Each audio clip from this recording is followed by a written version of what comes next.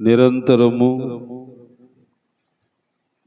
మాతో ఉన్నవాడా, మమ్మల్ని నడిపిస్తున్న దేవా, నీకు వందనాలు, స్తోత్రాలు తండ్రి.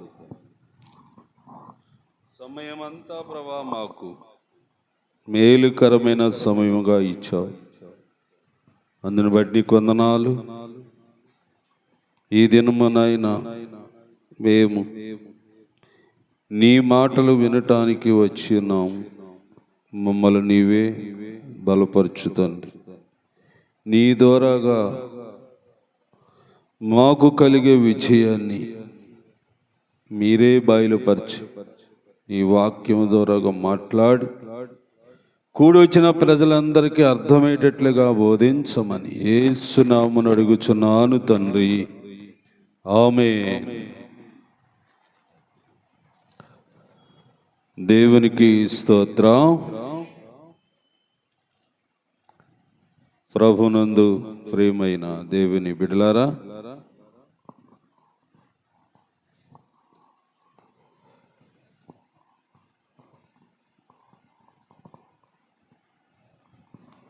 దేవుని వాక్యము క్రమముగా వింటున్న వారులారా, మీ అందరికీ హృదయపూర్వక వందనాలు. న్యాయాధిపతుల గ్రంథాన్ని మనం పరిశీలన చేస్తున్నాం. ఇప్పటి వరకు 5 అధ్యాయాల్ని మనం పరిశీలన చేస్తే, ఆ 5 అధ్యాయాలలో మనకు ఎవరెవరు కనబడతారు?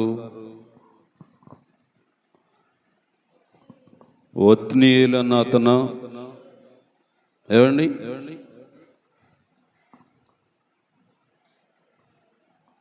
రెండో వ్యక్తి ఎవరు? ఏబోదు, దెబోరా, బారాక్. వీళ్ళు 5 అధ్యాయాల దాకా వీరు కనబడుతూనే ఉన్నారు. 6వ అధ్యాయం రాబడికి వారెవరూ లేరు. అంటే ఏమైపోయారు అనొచ్చు? చనిపోయారని అనవచ్చు. మరలా ఇశ్రాయేలు ప్రజలు ఏమైపోతున్నారు? 6వ అధ్యాయం కానీ చదువుదాం. 6వ అధ్యాయం, ఇశ్రాయేలులు యెహోవా దృష్టికి దోషులైనందున 7 ఏండ్లు వారిని మిద్యానుకు అప్పగించెను. మిద్యానుల చెయ్యి ఇశ్రాయేలు మీద హెచ్చాయిను గనుక నిలవలేక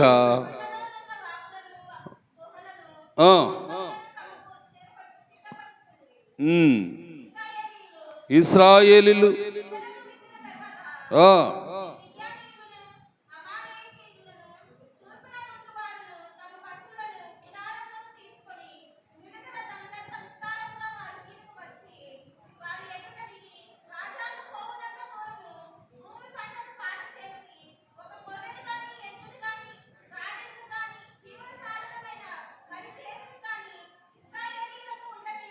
చాలు.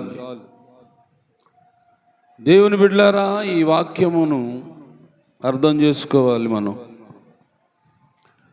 అంటే మిద్యానీయులు ఏం చేస్తున్నారు? ఇశ్రాయేలీలు అంటే వారు ఒక పొలము చూసి విత్తనాలు చల్లితే పంటలు దోసుకుంటున్నారు.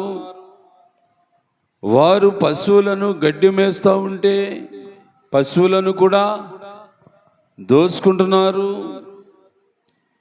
ఇశ్రాయేలీక మిద్యానుల చేతిలో చాలా చాలా చాలా బాధలు అనుభవిస్తున్నారు. ఎందుకు? కారణం ఏంటి? ఆలోచించండి. వీళ్ళు పక్షముగా సరైన నాయకుడు లేకపోవటం వలన ఇశ్రాయేలు ప్రజలకు అనేకమైన ఇబ్బందులు, సమస్యలు ఎవరి వల్ల కలుగుతున్నాయి? ఏమండి? మిద్యానీయులు, అమాలేకులు అనేక తెగల వారు అందరూ ఏకమైపోయి ఇశ్రాయేల్నే బాధ పెడుతూ ఉన్నారు. ఇశ్రాయేల్ను బాధ పెడుతున్నప్పుడు వారు ఏం చేయవలసి ఉన్నది? వారందరూ ఏం చేస్తారు అంటే చూద్దాము బైబిల్ గ్రంథములో నుండి. ఏమండి 7వ అధ్యాయం వచ్చిన చోట 7వ వచనము, మిద్యానుల వలన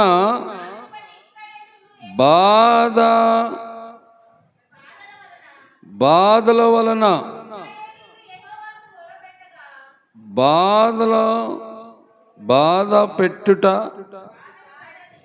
బాధ పెట్టి ఇశ్రాయేలులు యెహోవాకు మొరపెట్టగా యెహోవా ఇశ్రాయేలు యొద్దకు ప్రవక్తను ఒకడిని పంపించాడు. మళ్ళా దేవుడు ఏం చేశాడమ్మా? మరలా ప్రవక్తని ఒకడిని వారి యొద్దకు పంపించాడు. అంటే ఇశ్రాయేలుకు అవసరమా కదా ప్రవక్త? అవసరము. ఈనాడు మనము కూడా ఆలోచించవలసిన మాట ఏంటంటే, తప్పనిసరిగా విశ్వాసులకు ఒక సేవకుడు చాలా అవసరమే అని బైబిల్ చెబుతుంది. అన్యజనులకు ఉంటారో ఉండరో తెలియదు, కానీ ఇశ్రాయేలుకు మాత్రము తప్పగా ఒక నాయకుడు కావలసి ఉన్నది, ఒక యాజకుడు కావలసి ఉన్నది, ఏమండి ఒక ప్రవక్త కావలసి ఉన్నది. ఎందుకు వీళ్ళందరూ కావలసి ఉన్నదంటే, ప్రజలు ఏమేం పనులు చేసుకున్నా కానీ ఈ ప్రవక్త యెహోవాకు ప్రార్థన చేస్తాడు. ఈ ప్రవక్త దేవుని ఎక్కువగా అడుగుతూ ఉంటాడు. నాయనా, ఇశ్రాయేలు ప్రజలు ఒకవేళ తెలిసి తెలియనప్పుడు కూడా, వారు ప్రార్థించకపోయినప్పుడు కూడా వారికి ఎటువంటి ఇబ్బంది రాకుండా వారందరిని నీవే కాపాడాలని ఏమండి ఆ సేవకుడు ఏం చేస్తాడు? ప్రార్థన చేస్తాడు. అందుకు తప్పనిసరిగా మనకి కూడా ఒక వ్యక్తి కావాలి. ఆ వ్యక్తి ఎవరు అంటే, దేవుని చేత ఏర్పాటు చేయబడినవాడు. దేవుని చేత ఏర్పరచబడినవాడండి. ఆ వ్యక్తిని గురించి పేరు కూడా నేను చూపిస్తాను. తర్వాత మాట చదువుతారా ఒకసారి? తర్వాత ఏమని? ఇశ్రాయేలు దేవుడైన యెహోవా సెలవిచ్చినదేమనగా, నేను ఐగుప్తులో నుండి మిమ్మల్ని రప్పించి దాసుల గృహములో నుండి మిమ్మల్ని తోలుకొని వచ్చి చేతిలో నుండి విడిపించి తొలచేసి ఇచ్చితిని.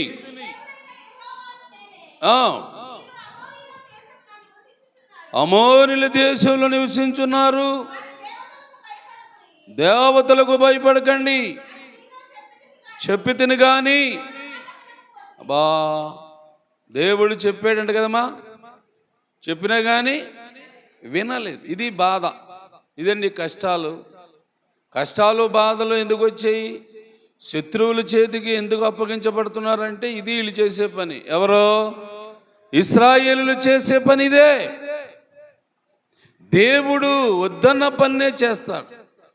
మరి బాబు చెయ్యొద్దురా, అది మీకు తగదది, అది మీది కాదది, అది అన్ని జనులది, మనం చేయకూడదు అని దేవుడు ఎంత చెప్పినా కానీ ఏమండి, ఇదిగో ప్రవక్త వచ్చి చెప్పాడు, సేవకుడు వచ్చి చెప్తున్నాడు, కానీ మాట వినలేదండి. ఈ ప్రవక్తలు ఎందుకు నియమించబడతారు? నీవు తప్పు చేస్తావు అంటే ఆ తప్పురా బాబు అని చెప్పడానికే నియమించబడతారు. అప్పుడు విశ్వాసులు ఏం చేయాలా? ఒక సేవకుడు, ఒక దైవజనుడు మనకు ఒక సలహా ఇస్తున్నాడు, తప్పగా దాన్ని పాటించాలని నిర్ణయించుకోవాలండి. దైవజనుడు ఇచ్చే సలహాలు నిజంగా నేను చెప్తున్నాను, బాధపడకండి. నేను ఇచ్చిన సలహాల వలన చాలా కుటుంబాలు చాలా బాగుపడ్డారు. వ్యాపారాలు చేసుకున్నారు, వేటలకు వెళ్ళారు, మంచిగా అభివృద్ధికి వచ్చారు. ఏమండి, అలా పేర్లు చెప్పొచ్చు కానీ నేను పేర్లు చెప్పను, నాకు తెలుసు కాబట్టి నేను చెప్పను. అయితే అభివృద్ధి పొందిన వాళ్ళే రాను రాను రాను రాను ఏం చేశారంటే సేవకుని మాట వినలేదు, సేవకుని సలహాలు కూడా ఆ మనుషులే వాళ్ళేనండి. మరలా వాళ్ళు ఏమైపోయారు తెలుసా? నా కళ్ళ ముందు కనబడుతున్నారు, వాటర్లోనే ఉన్నారు, మన సంఘంలోకి వచ్చేవాళ్ళే, మందిరానికి వచ్చేవాళ్ళేనండి. మరలా వాళ్ళందరూ చాలా చాలా ఇబ్బందులు పడిపోయారు. ఇప్పుడు ఇబ్బందుల్లోనే ఉన్నారు.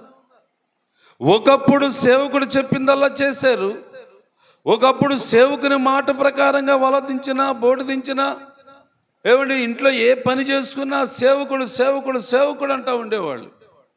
అలాగా మాట విన్నంత కాలంలో ఏమండి అనేక రీతిలుగా అభివృద్ధి పొందారండి. నేనేనండి ఆ మనుషును, ఈ వాటర్లో ఉన్నారు వాళ్ళు. రాను రాను వాళ్ళు నా మాట వినలేదు, నా సలహాలు కూడా పాటించలేదు. నిజంగా వారు చాలా నష్టపోయారు. ఇప్పుడు దేవుని బిడ్డలారా, ఈ యొక్క ప్రవక్త గారు ఇశ్రాయేలుకి ఎందుకు చెబుతున్నారు? నాయనలారా, మీరు ఐగుప్తులో ఉన్నప్పుడు ఎన్ని బాధలు పెట్టాడు అన్ని మిమ్మల్ని, ఎన్ని కష్టాలు పెట్టారు మిమ్మల్ని వాళ్ళు.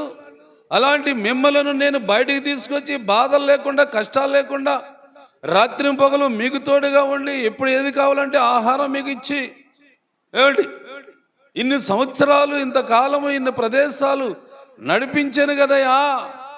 అన్య దేవతలను మొక్కొద్దని అప్పుడే చెప్పాను కదా నేను అని అంటే ఒక్కరు కూడా మాట వినలేదంటండి. వినకపోతే ఏం జరిగిందో చూద్దాం. తర్వాత యెహోవా దూత వచ్చి ఎవరంటే ఆయన ఏవాసునకు కలిగిన మత్తకి వృక్షము కింద కూర్చుండెను. యోబాసు కుమారుడైన గిద్యోను. దేవునికి స్తోత్రం చెప్పండి. గిద్యోను ఒక మంచి దైవజనుడు, ఒక మంచి సేవకుడు, ఒక మంచి విశ్వాసి కూడా అనొచ్చు మనం అతన్ని. అంటే దేవుడు చూడండి ఒక ప్రణాళిక ఎన్ని విధాలుగా ఏమండి కార్యములు చేయాలని దేవుడి యొక్క ఆలోచన ఉందో చూడండి. ఏదేమైనా ఇశ్రాయేలు ప్రజలకు నష్టము కలగకుండా మేలు చేయటానికి ప్రవక్తలు ఎన్నుకున్నాడు, యాజకులను ఎన్నుకున్నాడు, ఏమండి నాయకులను ఎన్నుకున్నాడు, ఏమండి న్యాయాధిపతులను ఎన్నుకున్నాడు దేవుడు. ఎందుకు అంటే ఇశ్రాయేలీల కొరకు దేవుడు ఎంతైనా ప్రయాసపడుతున్నాడండి. ఇప్పుడు గిద్యోను ఏమండి మస్తకి వృక్షము కింద ఉన్న వ్యక్తిని చూశాడు. ఏమండి చూసిన వాడు అతనికి కనబడింది. ఎలాంటి వాడు అంటేనా పరాక్రమం అంటే యుద్ధశూరుడు, బలమైన వాడు, ఎన్ని వేల మందినైనా చంపటానికి సామర్థ్యత కలిగిన వాడు. ఈ సంగతి ఎవరు తెలుసు? దేవునికి మాత్రమే తెలుసు. కానీ గిద్యోనికి మాత్రము తెలియదండి. ఆయనలో ఉన్న బలము, ఆయనలో ఉన్న శక్తి, ఆయనలో ఉన్న విద్య నైపుణ్యము ఇంతటి వాడని దేవునికి మాత్రమే తెలుసు.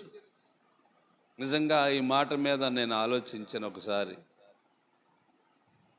నిజంగా ఆ రోజుల్లో నేను ఏమనుకునేవాడిని అంటే నాకు ఏమీ తెలిసేది కాదు, ఏమీ చేత కాదు, వాక్యం బోధించడం తెలియదు కాదు అన్నట్టుగా అనుకునేవాడిని నేను. ఏమ్మా ఈనాడు ఈ వాక్యాన్ని బట్టి అర్థం చేస్తే నాలో ఎన్నున్నాయని దేవుడు చూశాడంట. చెప్పరా? చాలా అంటే సేవ చేసే శక్తి ఉంది, మనుషులకు సువార్త చెప్పే బలం ఉంది, అన్యజనులతో కూడా మాట్లాడగలిగిన మాట నేర్పతనం ఉంది. అవునా? అలాగే సేవలకు వచ్చిన తర్వాత వారిని బలపరిచే గుణం ఉంది, వారిని విశ్వాసులుగా ఆత్మీయులుగా పెంచే లక్షణం ఉంది. అంత మాత్రమే కాదు, వారిని ప్రభు కొరకు సిద్ధపరచటము, ఏమండి పాపక్షమాపణ అయితే మారు మనిషి బాప్తీసాలు ఇవ్వటము, ఇంకా ఏం చెప్పాలంటే వారిని బలారాధనలోనికి నడిపించటము. అంటే ఎన్ని గుణాలు ఉన్నాయండి? నేను అనుకున్నానంటారా ఎన్ని ఉన్నాయని? ఏమ్మా మాట్లాడటే ఈ మాట్లాడబెట్టి మీ దగ్గర నుంచి ఏం చెప్తాలే ఈ పెనుగోలు అడితే ఏమి అనుకుంటున్నారా? అనుకోండి, రాత్రి విన్నారు కదా, గాలి మాటలే అన్నీ నేను చెప్తున్నాడు, కానీ డూబు మాటలు అన్నీ అనుకోండి, ఏమేం పర్లేదు, ఏం పర్లేదు. నాకు ఒక్కడికి తెలిసింది ఈ వాక్యాన్ని బట్టి, గిద్యోనులో బలం ఉందనే సంగతి ఆయనకు తెలియదు, విద్య ఉందనే సంగతి ఆయనకు తెలియదు, దేవుని ఆత్మ నాలో ఉందని తెలియదు, దేవుడు నన్ను అభిషేకించడం తెలియదు. కానీ ఆయన పని ఆయన చేసుకుంటూ ఉన్నాడు ఆ చెట్టు కింద కూర్చొని. నిజరా? నిజంగా మనిషికి తెలియకపోవచ్చండి. నీ ఎలాంటి దానివో నీకు తెలియదు, చూసేవారికి మాత్రము తెలుస్తుంది. అది గుర్తించండి. నీకు నువ్వే ఇచ్చించేసుకునే అవసరం లేదు, కానీ నిన్ను దేవుడు ఒక పొదునైన కత్తిగా, ఏమండి ఒక మంచి యుద్ధానికి సిద్ధమైన ఒక పరిక్రమగా నిన్ను చేసుకొని దేవుడు నీ ద్వారాగా ఇశ్రాయేలు ప్రజలన్న వారందరికీ మేలు చేయటానికి ఆయన ఇష్టపడుతున్నాడు కదండి, ఇష్టపడుతున్నాడు. ఇంకా గిద్యోను గురించి త్వరగా తెలుసుకుందాము. 34 వచనంకి వచ్చిన త్వరగా, 34 వచనానికి వచ్చిన త్వరగా. యెహోవా ఆత్మ గిద్యోనును ఆవరించెను, అతడు బోర ఊదినప్పుడు అబీజేబెలు కుటుంబం వారు అతని యొద్దకు వచ్చిరి. మనిషి అందరి యొద్దకు దూతలను పంపగా వారును కూడుకొని అతని వద్దకు వచ్చిరి. అషూరు, జబులోను, నప్తాలి గోత్రం వారు పంపగా వాడును కూడిన వారై వచ్చిరి. అప్పుడు గిద్యోను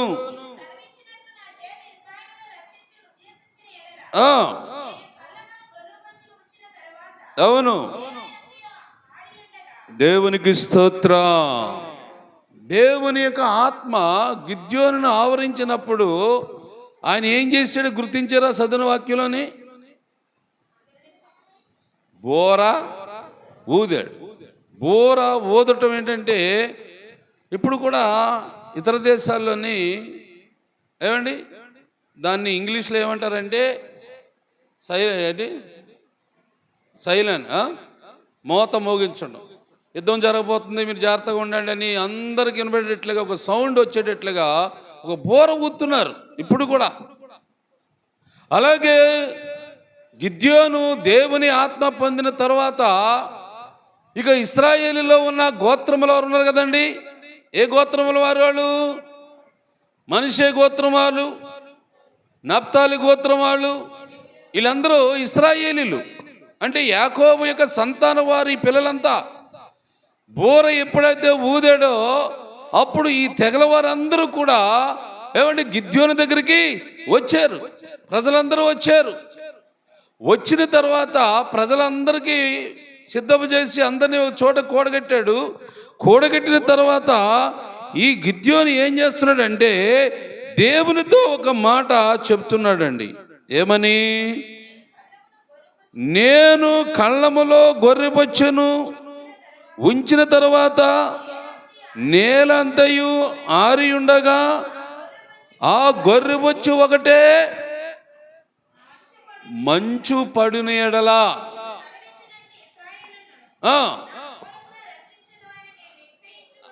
అది సంగతి అన్నాడు. అంటే దేవునితో ముఖంగా మాట్లాడుతాడు గిద్యోను. అమ్మా బాగానండి, అర్థం కాడుతుందా వాక్యాలు మీకు? ఇదేదో పాత నిబంధన గ్రంథం మాకు ఏం అర్థం అవట్లేదు అంటున్నారా? చక్కగా దేవుడు క్రమంగా నడిపించుకొస్తున్నాడు ఈ సంవత్సరం. నేర్చుకుంటే చాలా చాలా మేలుంది. ఏమండి ఇప్పుడు గిద్యోను ఇశ్రాయేలు ప్రజల పక్షముగా నాయకుడిగా నిలబడటానికి దేవునితో ఒక ఒడంబడిక చేసుకుంటున్నాడు. ఏమిటి అని అంటే, ఇదిగో నేను ప్రభువా ఒక గొర్రెని వధించి ఆ గొర్రె బొచ్చుని ఏమండి ఒక ఖాళీ స్థలంలో పడేస్తాను. పడేసిన తర్వాత ఆ గొర్రె బొచ్చు ఏమవ్వాలంటున్నాడు? ఏమండి, బొచ్చు మీదే మంచు పడాలి, నేలంతా ఆరి ఉండాలి. ఇది దేవునితో గిద్యోను చేసే ఒడంబడిక. అంటే దేవుడు నాతో ఉన్నాడు, నేను ఇశ్రాయేలు ప్రజలను రక్షించగలను అన్న దానికి రుజువులు గిద్యోను తెలుసుకుంటున్నాడండి. గిద్యోను తెలుసుకుంటున్నాడు. దేవుని బిడ్డలారా, గిద్యోను తెలుసుకున్న ప్రకారముగా దేవుడు ఏం చేస్తున్నాడో చదవండి. ఇప్పుడు అలాగునే జరిగింది. ఎలా జరిగింది? గిద్యోను ఏదైతే అడిగాడో దేవుణ్ణి అలాగే చేశాడు. ఏమండి, నేలంతా ఆరి ఉంది, ఆ బొచ్చు ఒకటే మంచుతో తడిచి ఉంది. ఇది నెంబర్ 1. తర్వాత రెండో మాట చూద్దాం. అప్పుడు గిద్యోను, నీ కోపం అంటే దేవుని కోపము నా మీదకి రాకూడదు, ఇంకొక మారే ఆ బొచ్చు చేత సెలవిమ్ము. నేల అంతా మంచు పడి ఉండాలి, ఆ బొచ్చు మాత్రమే ఆరి ఉండాలి. ఏమండి, ఇది ఎంత పెద్ద పని పెట్టాడండి గిద్యోను దేవునికి. ఏమండి, ఇప్పుడు ఉదాహరణకి బయట ఉన్న చెట్లు మొక్కలు భూమి అంతా కూడా మంచు కురిస్తే ఎలా ఉంటుందమ్మా? తడుస్తుందా తడదా? తడుస్తుంది కదా. కానీ ఈయనేమంటాడంటే, నేలంతా చెట్లు మొక్కలు అన్నిటి మీద మంచు పడవచ్చు, కానీ గొర్రె బొచ్చు ఎంత ఉంటుంది? కొద్దిగా ఉంటుంది. గొర్రె తోలండి ఎంత ఉంటుంది? కొంచెమే కదా ఉంటుంది. అది నేను బయట నేల మీద పడేస్తాను, అది మాత్రము ఆరి ఉండాలంటున్నాడు. దేవునికి ఎంత పెద్ద పని పెడుతున్నాడు చూడండి గిద్యోను. ఎందుకు ఈ పని పెట్టాడంటే, నేను ఇశ్రాయేలు ప్రజలకు నాయకుడు నన్ను అంటున్నావు కాబట్టి, నా మీదకి నీ ఆత్మను పంపించావు కాబట్టి, ఇశ్రాయేలు ప్రజలందరూ రక్షించగలవాడు నన్ను నువ్వు అంటున్నావు కాబట్టి, మరి నాకు కూడా ఒక ఆనవాళ్ళు కావాలి కాబట్టి నాకు ఇది చూపించాలా. కానీ దేవుడిని అడిగాడు. అడిగితే గిద్యోను ఏది అడుగుతున్నాడు అది దేవుడు చేస్తున్నాడు. తర్వాత మాట, ఆ రాత్రి దేవుడు అలాగా చేశాడు.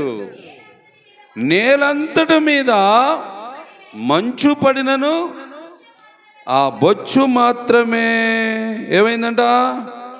పొడిగా ఉన్నది. ఏమండి, బొచ్చు మాత్రమే పొడిగా ఉన్నది. ఈ 2 కార్యాలు గిద్యోను చూశాడు. ఆహా, దేవుడు నా పక్షముగా ఉన్నాడు. మీరు కూడా చెప్పండి, పని పెట్టండి, దేవునికి ఏం కాదు. ఏమని కోపడ్డా ఆయన అడిగితే తప్పగా నీవు అడిగింది చేస్తాడు దేవుడు. ఎందుకంటే నేను ఉన్నానని అనిపించుకోవాలి నీ చేత. అర్థమవుతుందా పాయింట్? నేను ఉన్నవాడును, నువ్వు ఏమడిగినా సరే నేను చేస్తాను రా గిద్యోను అన్నట్లుగా. నిజంగా మరి ఈ మాట మీద నేను చేసిన పని చెప్తాను బాగినండి. నేను ఒకసారి మా గురువు గారు ఆంధ్రయ్య గారు వాక్యం చెప్తా వాక్య సందర్భంలో ఏమన్నాడు, నాకు చదువు లేదండి, నేను ఆయన అక్షరం నేర్చుకోలేదండి, నేను దేవుని వాక్యాన్ని చెప్పగలుగుతున్న దేవుడు నాతో ఉన్నాడండి అంటున్నాడు ఆయన. నేను ఈ మాటలు ఆలకిస్తున్నాను. బాగా ఆలకించి నాకు కొంచెం పౌరుషం వచ్చింది, రోషం వచ్చింది. ఏంటి చదువు లేకుండా ఎలా బైబిల్ చెప్తారు అన్నట్లుగా నా మట్టుకు నా హృదయంలో ఒక ఆలోచన కలిగేస్తుంది. అప్పుడు నేను కూడా దేవుడిని అడిగా, ఏమయ్యా, ఆంధ్రయ్య గారికి చదువు లేని వాడికి బైబిల్ చెప్పే జ్ఞానం ఇచ్చేయంట నువ్వు, మరి నేను కూడా చదువు లేని వాడిని కదా, మరి నాకు కూడా నువ్వు ఇవ్వాలి ఎలాగని నేను గట్టిగా అడిగానండి దేవుడిని. గట్టిగా అడిగాను నేను. మీరైతే అడగలేదేమో కానీ నేనైతే గట్టిగా అడిగాను. అడిగితే ఆంధ్ర కంటే ఎక్కువ జ్ఞానం నాకు ఇచ్చాడు. దేవునికి స్తోత్రం. ఆంధ్ర కంటే ఎక్కువగా. నిజమండి ఇది. ఆయన చనిపోయాడు, వెళ్ళిపోయాడు పరలోకం. ఆయన మీద అబద్ధం చెప్పడం కాదు, కానీ అంతకంటే గట్టి సేవ నాకు ఇచ్చాడు. ముదుర్లు వాడ్రేవులో ఉన్నవాళ్ళు, భయంకరమైన ఆంధ్ర కాలంలో మారలేని జనం వీళ్ళంతా. ఏమండి, ఎదుగో మీ ముందుందో చూడండి. వాళ్ళ మామగారు ఏం చేశాడు తెలుసా? ఏటపోతుల్ని కొనుక్కొచ్చి ఊరి పెద్దలు ఇచ్చేవాళ్ళు అనమాట. రాట కట్టి యాప కొమ్మలు, సేవంతి చెట్లు కొమ్మలు నరుక్కొచ్చి వాటికి పడేసేవాడు, మేపేవాడు. ఎందుకంటే వచ్చే కొత్త మాసికి బలయ్యాల. చూడండి ఎలాంటి వాడు. వాళ్ళ మామగారే ఒకసారి పెద్ద చర్చి కాడ మీటింగ్ పెడితే మీటింగ్ జరగలేదమ్మా, మీటింగ్ జరగలేదు, గొడవలు పెట్టేశాడు, ఇసుక చల్లేశాడు. అర్థమవుతాయని మీకు? నేను దానికి ప్రత్యక్ష సాక్షి. నేను వీళ్ళ మామగారే. ఆయన మేకలప్పారావు అనేవాళ్ళు అప్పుడు, చిరిపిల్ల అప్పారావు ఆయన పేరు. ఈ మేకలను ఎక్కువగా మేపేవాడు అంట ఆయన. ఆ పేరు అలా పెట్టేశారు అందరూ. ఆయన అమ్మోర్లకి పోజార్లాగా ఉండేవాడు. మేకల్ని గొర్రెలు మేపి బాగా కొత్త మాసికి సముద్రపూడికి బల్లెట్లకి ఈయనే తోలికెళ్ళేవాడు. డొక్కులుండి కొట్టుకుంటా తీసుకెళ్ళేవాడు. అలాంటోడిని దేవుడు మార్చేశాడు. నేనే ఆయనకి ఏ పని పేరు పెట్టాను, చనిపోయాడులేండి ఆయన. ఏమండి, అంటే ఆంధ్ర కాలంలో మార్పు లేని మనుషులను మార్చగలిగిన శక్తి దేవుడు నాకు ఇచ్చాడు. గండుమేనన్న అతను గొడవలు గోలలు గొప్ప అల్లరై ప్రార్థనలు జరనిచ్చేవాళ్ళు కాదు. గండుమేనన్న అతను ఆయనతో కూడా మాట్లాడి వారి కుటుంబంలో కూడా వెళ్ళి, అందరూ గారు చనిపోయిన తర్వాత సంగతి చెప్తే ఎన్ని ఎంతో కొంతవరకు దేవుని వైపు మళ్ళించిన వాడును. ఇంకా చాలామంది ఉన్నారు వాటర్లో అలాంటి వాళ్ళు ఉండని. అందుకని ఇలాగ దేవుడు ఏమండి ఒక విద్య లేని వాడిని ఏర్పాటు చేసుకొని నిలబడితేనే సమాజానికి బుద్ధి వస్తుంది అన్నట్లుగా చేశాడు. ఒక సదివ సంధ్య లేని వాడికి దేవుని వాక్యాన్ని వారికి తెలియపరిస్తేనే, అలాంటి వాడు బోధిస్తేనే ప్రజలు మారతారని దేవుని తెలుస్తుంది. ఇగో గిద్యోను కూడా అలాగేనండి. ఓ చెట్టు కింద కూర్చొని ఏదో పుల్లలు ఏరుకుంటున్నాడు, లేదా ఏం పని చేసుకుంటున్నాడు. ఆయనలో గొప్పతనం ఉందానికి తెలియలేదు. నేను ఎంత ఏపాటి వాడు, నేను ఎలాంటి వాడు అన్నట్లుగా ఆయన ఉన్నాడు.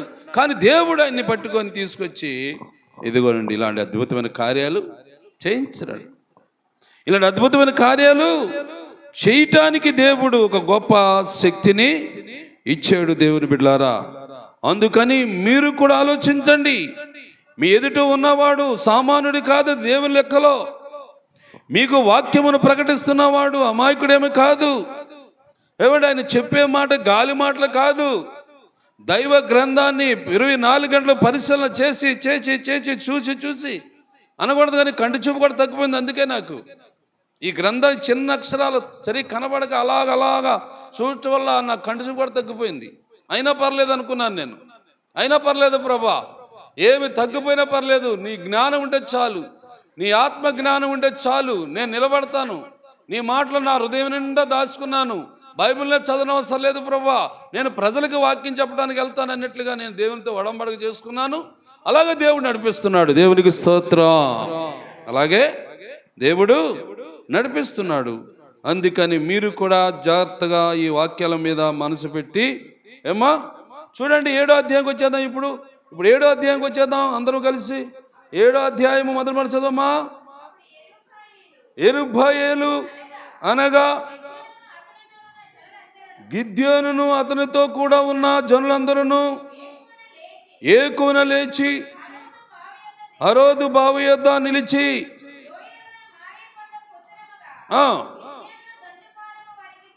కనబడెను. యెహోవా, నీతోనున్న జనులు ఎక్కువ మంది, నేను వారి చేతికి మిద్యానీలను అప్పగింపతగదు. ఇశ్రాయేలీయులు బాహుబలమును నాకు రక్షణ కలగజేసిననుకొని ఏమో, కాబట్టి నీవు భయపడి వణుకుచున్నాడు. వాడు త్వరపడి గిలాదు కొండను విడిచి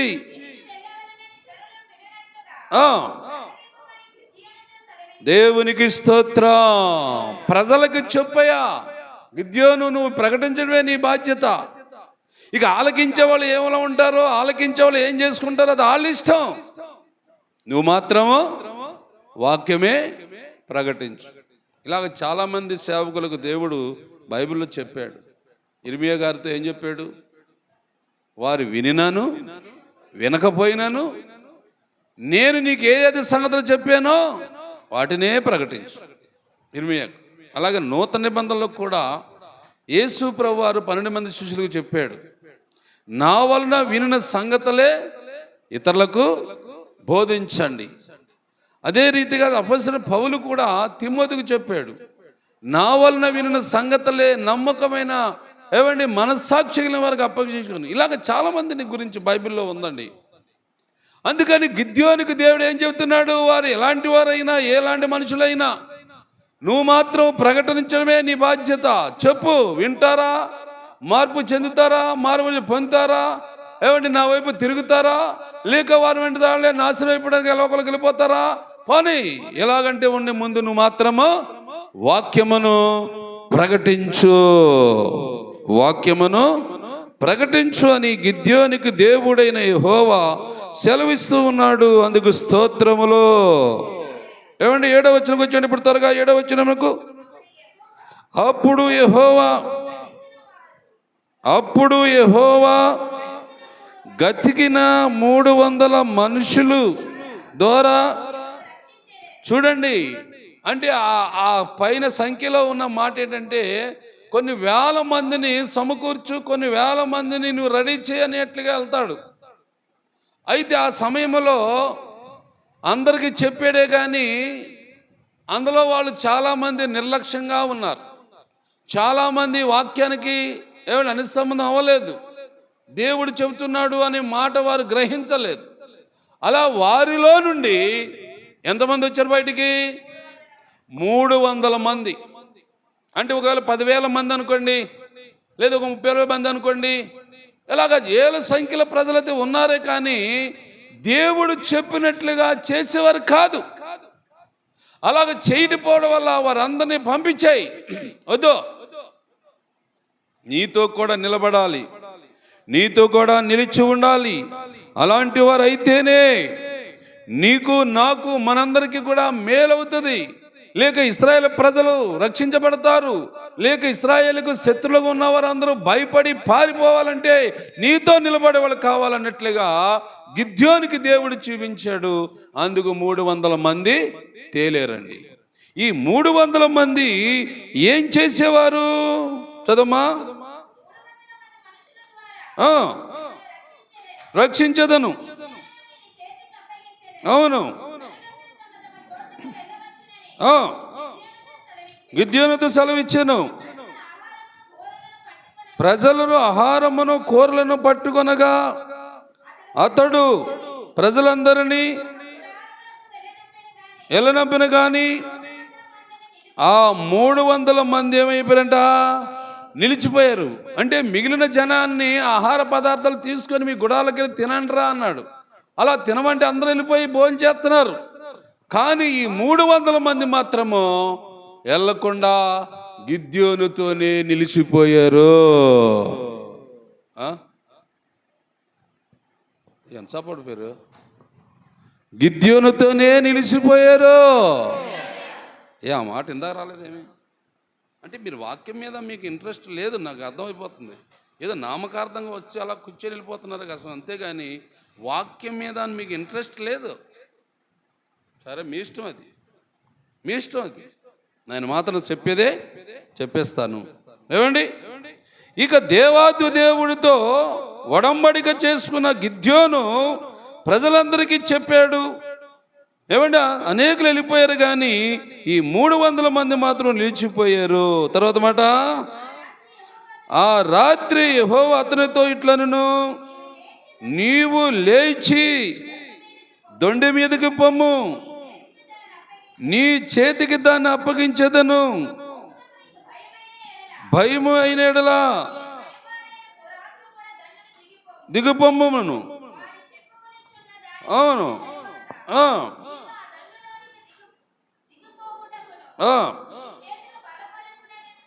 చెప్పగా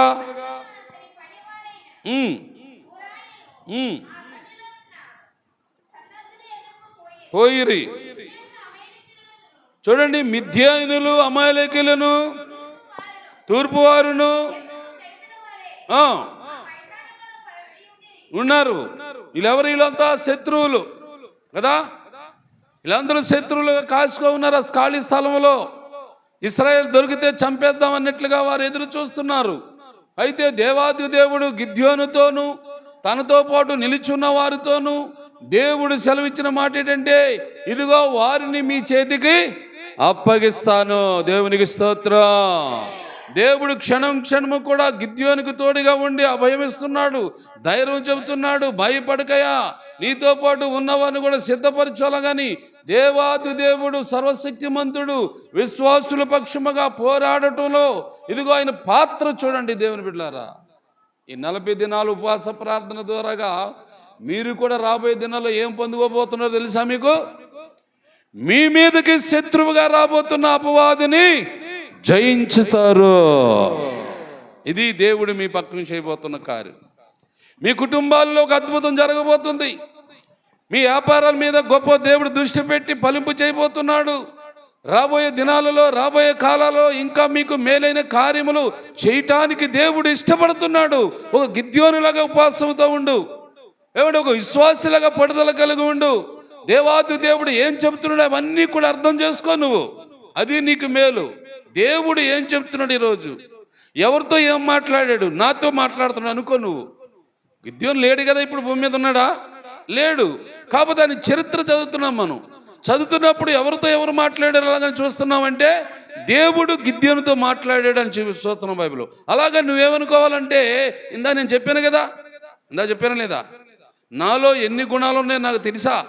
తెలియదు. నేను అడిగిన దేవుణ్ణి, అడిగితే అన్ని బయట పెట్టాడా? అలాగే నువ్వు కూడా ఓ గిద్యోనులాగా నన్ను చేశాడని చెప్పట్లేదా నేను? అలాగే నీ మట్టుకు నువ్వు అనుకో. గిద్యోనుతో పాటు 300 మంది ఉన్నారు విశ్వాసులు.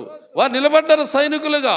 వారు దేనికైనా సరే పోరాడదాం అన్నట్లుగా సేవకునికి సపోర్ట్గా ఉన్నారు, సేవకునితో తోడుగా ఉన్నారు. అంతేకాదు, సేవకునికి ఇంకా ఎక్కువ బలము, శక్తి కలిగించే దేవుడు ఉన్నాడు. దేవుడు ఉన్నాడు. అందుకంటున్నాడు దేవుడు, వీళ్ళందరితో చెప్తున్న మాట మనం చూద్దామా? ఏమండి, చూద్దాం రండి. ఇట్లు 19 వచ్చిన రండి త్వరగా. 19 వచ్చాం, లేకపోతే 17 వచ్చి చదవండి.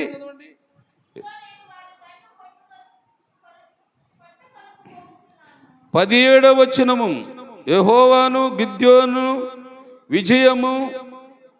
18 వచ్చిన 18. నేనును నాతో ఉన్న వారందరూ బోరలు ఊదినప్పుడు దండు పాలెము చుట్టూ ఊదుచు విజయము అని కేకలు వేయిచు. దేవునికి స్తోత్రం. ఉన్నవారందరూ ఏం చేయమన్నాడు దేవుడు? బోరలు ఊదండి. బోరలు పాలెము చుట్టూ తిరగండి. ఏమండి, ఇలా బోర్ల ఊది అంతకుముందు ఎరుకో పట్టణాన్ని ఏం చేశారు? కూల్చేశారు. ఏమండి, ఎరుకో పట్టణాన్ని కూల్చేశారు బోర్ల ఊదే. ఈరోజు నీవు ఏం బోర ఊతావు? ఏమండి, ప్రార్థననే బోర నువ్వు ఊదాలి. నీ పక్షముగా దేవుడు యుద్ధము చేసి నీకు జయ జీవితాన్ని ఇవ్వటానికి దేవుడు ఈ వాక్యం ద్వారా మాట్లాడుతున్నాడు. అందుకని మీరందరూ కూడా జాగ్రత్తగా వినండి. ఇంకా వాక్యాన్ని చదవని తర్వాత, అట్లు నడిజాము మొదటి కావలి వారు ఉంచబడగానే గిద్యోనును అతనితో కూడా ఉన్నవారు ఊరు మధ్య దండు పాలెమున కొట్టుకొని పోయి బోరులు ఊది తమ చేతిలో ఉన్న కొండలను పగలగొట్టి, అట్లు 3 గుంపుల వారు, అంటే 300 మంది 3 గుంపులు అయ్యారంటమ్మా. శత్రువులు విస్తారంగా ఉన్నారు. అయితే దేవుడు చెప్పిన పని ఇది. ఇదిగో మీరు ఇలాగ బోర్ల ఊది తిరుగుతూ ఉండండి. బోర్లో ఊదడమే కాదు కానీ మీ చేతిలో ఉన్న కొండ, ఆ కొండలోనే ఒక డ్యూటీ ఉంది. దీపం. చూడండి, ఇప్పుడు నిజంగా చీకట్లోని దీపాలు వెలిగించిన వారు ఎలా కనబడతారు చూసేవారికి?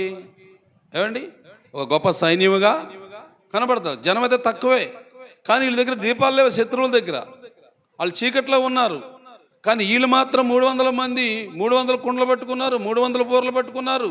బోర్లు అయితే ఊతున్నారు, తిరుగుతున్నారు పాలెం చుట్టూ. తర్వాత ఏం చెప్పాడంటే 3 గుంపుల వారును చేతిలో ఉన్న కుండని పగలగొట్టమన్నారు. దేవుడు చెప్పిన మాట ఇది. చేతిలో ఉన్న కుండను పగలగొడితే ఏమి బయటకు వచ్చింది? దివిటి బయటకు వచ్చింది. ఏమండి, ఏం బయటకు వచ్చింది? దివిటీలు బయటకు వచ్చాయి. మీరు కింద వాక్యం చదువుకోండి, కన్నా చదవండి, తర్వాత చదవండి. 3 గుంపుల వారు బోర్లు ఊదుచు కుండలను పగలగొట్టి ఎడమ చేతిలో ఉన్న దివిటీలను బోరులను పట్టుకొని గిద్యోను ఖడ్గము, యెహోవా ఖడ్గము గిద్యోను ఖడ్గం అయిందని కేకలు వేస్తా ఉంటే వాడిలో ప్రతి వాడును ఉండగా పారిపోయారంట. ఎవరు పారిపోతారు? ఎవరు పారిపోతారమ్మా? శత్రువులందరూ పారిపోతున్నారు. ఎవరు కేకలు చూశారు? గిద్యోను సైన్యము కేకలు చూశారు. 300 మందే సైన్యం, అంటే ఏదో 1000 మంది కాదు, 300 మందే. 3 గుంపులుగా అటు ఇటు చెదిరిపోయి బోర్లు ఊతున్నారు, కుండలు పగలు కొట్టారు, దివిటీలు బయటకు వచ్చాయి.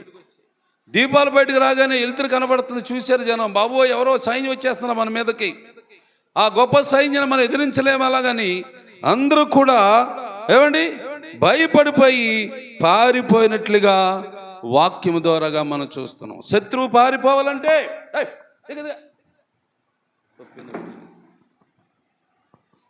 ఏమండి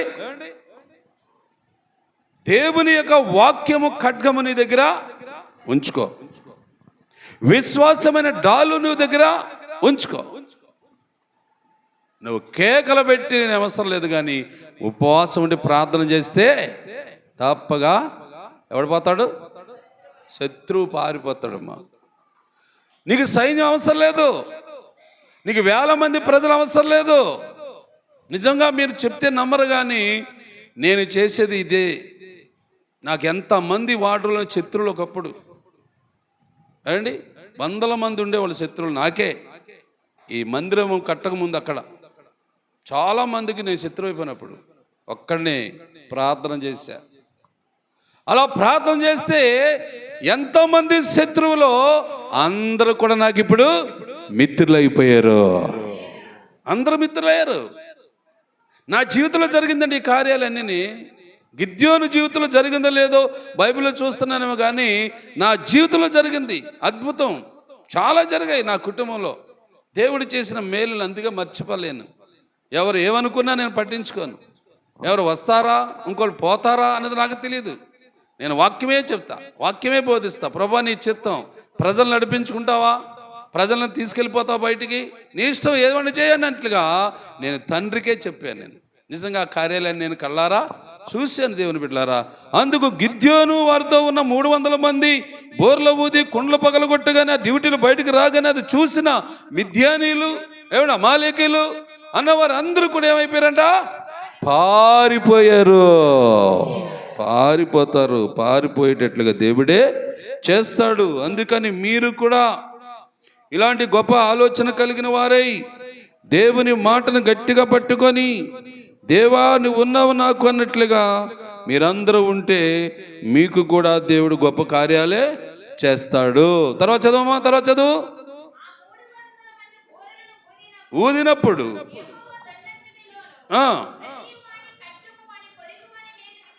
తిప్పాను దండు.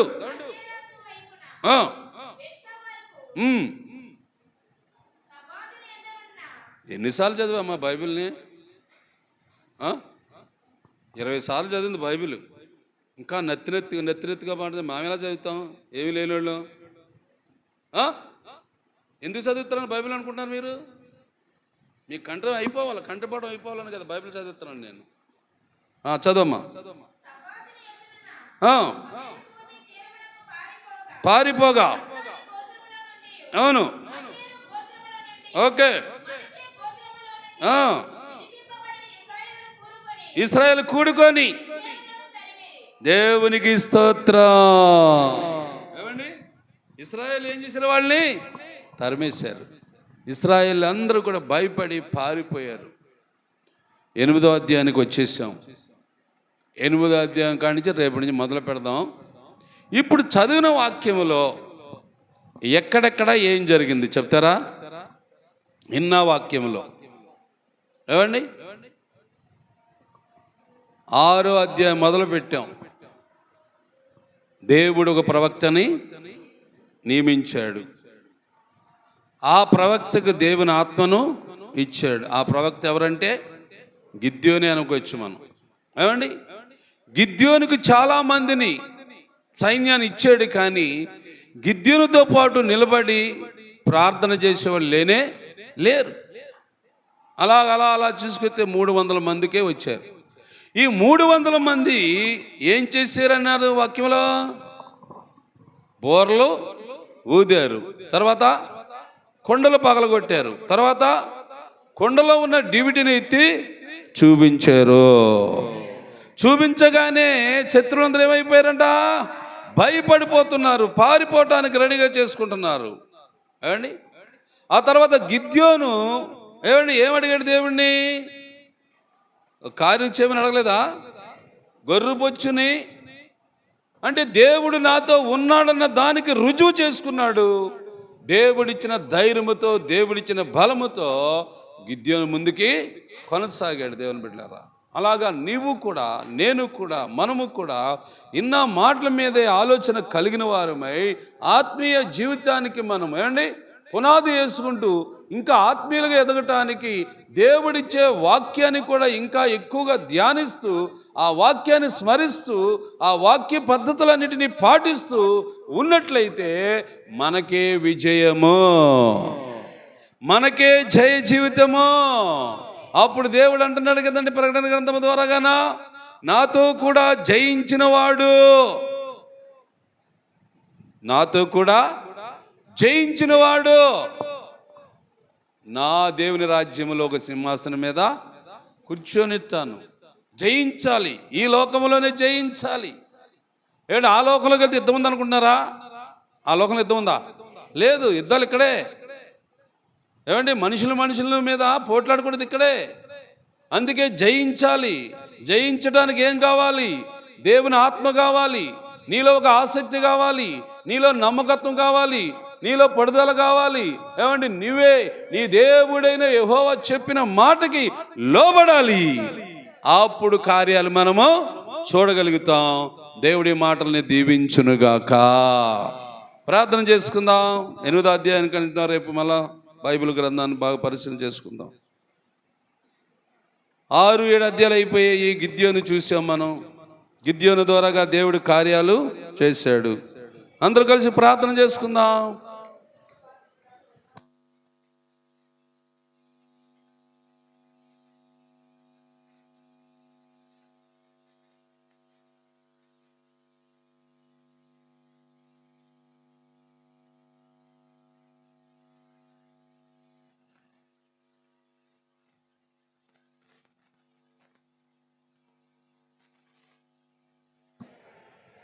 వాక్యాన్ని ఎత్తిపట్టండి ప్రార్థనలో, వాక్యాన్ని ఎత్తిపట్టండి ప్రార్థనలో. గిద్యోను ద్వారాగా, ఆ 300 విశ్వాసుల ద్వారాగా దేవుడు చేసిన కార్యము, వేల కొలది ప్రజలు, అనేక దేశస్థుల వారు, అమాలేకులు, మిద్యానీలు, అనేక రకముల వారిని దేవుడు తరుము కొట్టినట్లుగా మనం చూస్తున్నాం. అడుగుదాం దేవుణ్ణి, అయ్యా నాకు కార్యం చేయవా, అయ్యా నాకు ఒక మేలు చేయవా, నా కుటుంబం వెనకబడిపోతుంది, నా కుటుంబం దిగజారిపోతుంది, నా కుటుంబంలో అద్భుతాలు కనబడట్లేదు నాయనా, నేను ఒక గిద్యోనులాగా, నేను ఒక విశ్వాసులాగా నేను ఇప్పుడు ప్రార్థన చేస్తున్నాను తండ్రి. ఈ 40 దినాలు గుక్కపరపకుండా ఉపవాసముతో ప్రార్థన చేస్తున్నాను ప్రభా. ఈ ప్రార్థనను సరే నువ్వు ఆలకించవా తండ్రి. ఈ ప్రార్థనకైనా జవాబు ఇవ్వ నాయనా. నీ ద్వారాగా తండ్రి, నీ ద్వారాగా నాయనా మా అందరికీ మేలు చేసి నాయనా, మంచి చేసి ప్రభా, నీ ద్వారాగా ఒక అద్భుతమైన కార్యములు మేము చూడాలని ప్రార్థన చేద్దాం, ప్రార్థన చేద్దాం, ప్రార్థన చేద్దాం. హల్లెలూయా, హల్లెలూయా, హల్లెలూయా.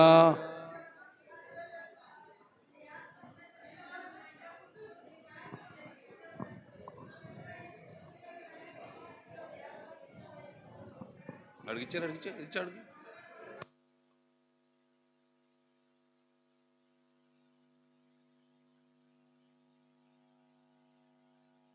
విశ్వాసముతో ప్రార్థన, విశ్వాసముతో ప్రార్థన, నమ్మకముతో ప్రార్థన, భక్తితో ప్రార్థన, పట్టు విడవదని ప్రార్థన, పట్టు విడవకుండా ప్రార్థన.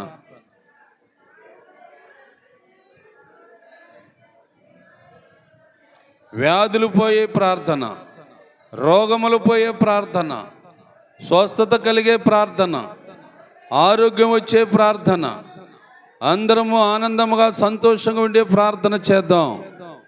పరిశుద్ధాత్మ దేవుడే, పరిశుద్ధాత్మ దేవుడే నీకు నాకు మనకి సహాయం చేయాలి. ఈ లోకంలో ఎవరు లేరు, మనుషులు లేరు. ఆత్మదేవుడే నీకు సహాయం చేయాలి. అడగండి అమ్మా, అడగండి, దేవుడిని అడగండి, ప్రార్థనతో అడగండి, చెప్పండి, అడగండి, గిద్యోనులాగా అడగండి. అయ్యా అయ్యా ప్రభా, నాకు కానువలు చూపించు, నువ్వు నాతో ఉన్నావన్న దానికి రుజువు ఏంటి? నాకు ఇంతకాలం నాకు రాలేదు ఆలోచన. నాకు ఆనవాళ్ళు చూపించాలి, నువ్వు ఆనవాళ్ళు చూపించు నాయన, ఆనవాళ్ళు చూపించు ప్రభా, ఆనవాళ్ళు చూపించు తండ్రి. యేసయ్యా నువ్వు నాతో ఉన్నావు.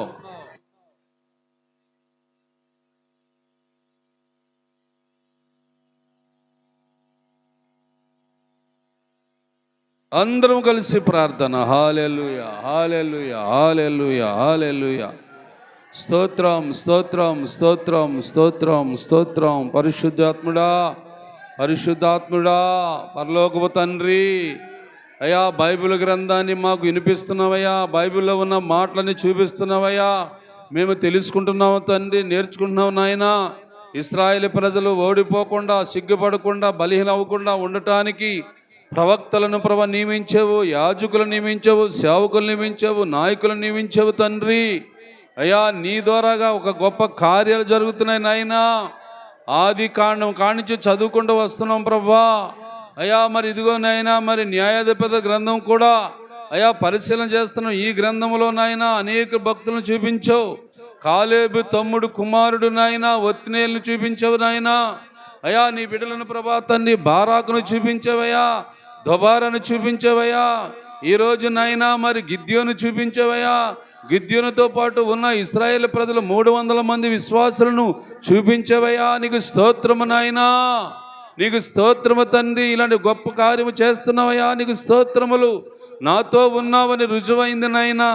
నేను చేస్తున్న ఈ పరిచర్య ద్వారాగా నువ్వు కార్యములు చేస్తున్నందుకు స్తోత్రములు తండ్రి. రోగుల కొరకు ప్రార్థన చేస్తే స్వస్థపరుస్తున్నావు, స్తోత్రము నాయనా. అయ్యా ఎవరికి ఏం కావాలని అడుగుతున్నప్పుడల్లా కూడా అందరికి మేలు చేస్తున్నావయ్యా. ఇది నీవు చేసే కార్యములే, నువ్వు చేసే మేలులే, నువ్వు చేసే ఒక గొప్ప అద్భుతాలే కదా నాయనా. ఎన్ని కుటుంబాలు మార్చావు నాయనా, ఎంతమందికి బాప్తిసం ఇచ్చావు తండ్రి, ఎంతమందిని రక్షించావు నాయనా. సుమారు నాయనా ఈ 22 సంవత్సరాలు లెక్కలేస్తే సుమారు లేదన్నా 250 మంది దాకా బాప్తిసాలు పొందారు కదా నాయనా. ఇది నువ్వు చేసిన గొప్ప కార్యమే కదా నాయనా. ఏ విద్య లేనివాడికి, ఏ జ్ఞానము లేనివాడికి బైబిల్ను బోధించే జ్ఞానం ఇచ్చావు, గ్రహింపించావు. ప్రతి మాటని ఎడమరిచి చెప్పడానికి వివరణ ఇస్తున్నావయ్యా, నీకు స్తోత్రము తండ్రి. ఇలాంటి అద్భుతమైన కార్యములు మా అందరిలో నువ్వు జరిగిస్తున్నందుకు స్తోత్రము నాయనా.